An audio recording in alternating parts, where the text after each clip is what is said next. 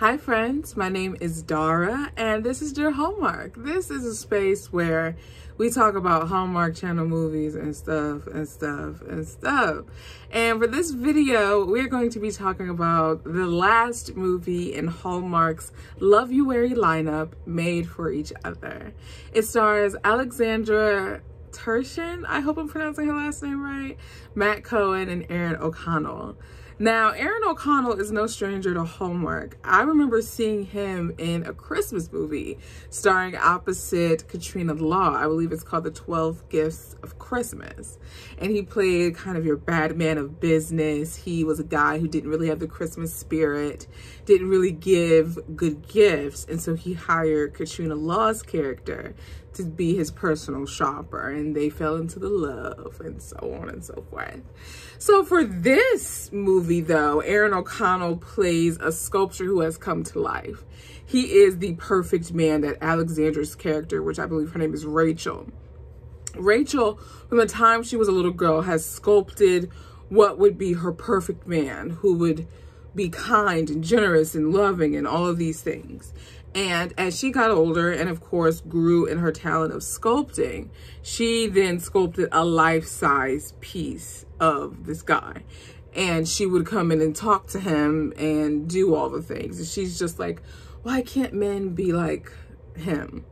And so her neighbor, Doris, played by the mom from Just One Kiss. I forget her real name though, but she's one of the moms from Just One Kiss. That's how I recognize her. But in this movie, her name is Doris, and she tells Rachel of this Jewish folklore about this. And I was like, did she just say Gollum? You know, I'm such a nerd. I thought about Lord of the Rings. I was like, wait, what we doing with Gollum? My bitches. Like, what are we doing? But no, so I don't know if the necklace itself is called a Gollum or if the thing that the necklace is on is called that. I'm not completely sure. But when her sculpture wore this specific necklace, it was supposed to come to life, and it actually happened. And so she gave him the name Clay, and everything he did was perfect. He would make sushi for the first time, perfect. He would make arugula for the first time, perfect. Everything he did was perfection. And all the while, her brother-in-law's best friend began feeling her, right? And he's like, yo, like, you can tell that he's really starting to like her and she's really starting to like him, but she literally has her perfect man right in front of her. So the whole choice of what is perfection overrated, you know, or perfection not is it, but perfection is overrated. I'd rather have someone with flaws and blah, blah, blah. So off the bat, there's so many different directions that I could go with this.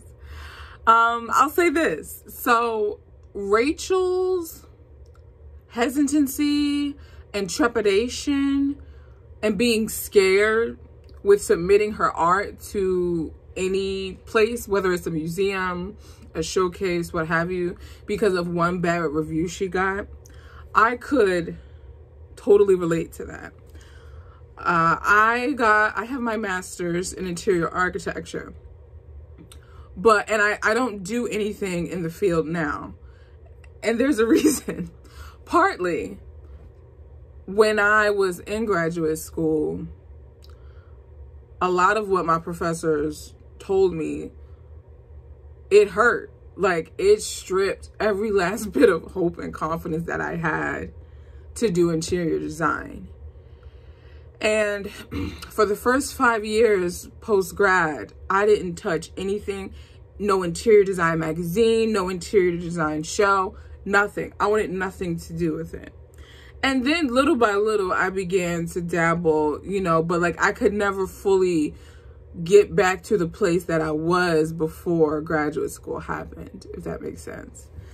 And it just goes to show you, like, oh, okay, and I know Matt's character, David, he was the one pushing her. Like, don't let one bad thing be the choice for you not to pursue your dreams. Like, and that's true. That's so true. But I think parallel to that, though, it also goes to show you how powerful words are. Like, words are really, really powerful. And you just put the right combination of words together, it could have a lasting impact, whether good or bad. And in this case, in Rachel's case, it was bad. In my case, it was bad. Like, words are powerful. So that was something that I could relate to with Rachel's character. However, the movie in total is a solid story. I think it's a really, do I want to say pleasant watch? I mean, it's a solid story. There was just an X factor that was missing for me. It didn't have the feels that Sweeter Than Chocolate or A Paris Proposal had. It was just something off about it. I don't know if I want to use the words too contemporary, but there was just something that didn't quite click for this movie and the Hallmark Channel. With that being said, though, I would still give it 4 crowns. I still think, like I said, I still think it's a solid movie. I think casting Aaron O'Connell as Clay was perfection. Like, no pun intended, but I think they did an amazing job. He did an amazing job as Clay and portraying that character, that kind of clueless, my life's purpose is to love you and to work, whatever. I enjoyed his performance in that. And that I laughed out loud a few times. I did. I was like, yo, mostly at Aaron's character, at Clay. He was hilarious. And he was funny. He was funny. I like that we got to see a different medium of art too with sculpting. I am a champion of all of the arts. I love the arts. So anytime there's any writer, painter, photographer, musician, or any other of the visual performance or language arts, I'm going to be in it. So I like, though, that we went with sculpting. I like that. I thought our leading lady was very relatable. Like, because I feel like sometimes our leading ladies, they can either fall into the category of aspirational or relatable. And so I feel like this one was relatable, which was really cool. So yeah, but this one just didn't have a feel for me, you know? Like I don't want to keep repeating myself, but the main thing I do want to drive home is that it's a solid movie, it's a solid story, but there were just no feels. So those are my thoughts about the movie. I love the movie wasn't about them being Jewish. They were just a Jewish family living life. I always appreciate that, where the culture isn't the plot. The culture is just, it is what it is. You know what I'm saying? Much like Love in the Limelight. Like Alexa Penavega, she was just Latin. Like, it wasn't about her being Latin, the story. They're just being Latin, living their lives. So I'm trying to think, were there any other scenes that stood out, though? Oh my gosh, Parker! David's nephew, who was playing the jazz flute, and how they made it full circle with him playing in the band that was hired to play music for her art showcase. Oh, can we talk about, bro, so you're not gonna, after all of this, you're not gonna do the comedy showcase? Bro, give me my money back then. You just had 5 minutes. Now that's one thing I would change. He only had a 5-minute set. He could have just did his 5-minute set and then went there. That would be one thing I would change. What about you, though? What did you think of Made for Each Other? I knew that, like, seeing the previews, I knew that it was a little bit Wild Thornberries, you know, kind of different. I could feel it, and it definitely delivered in that regard.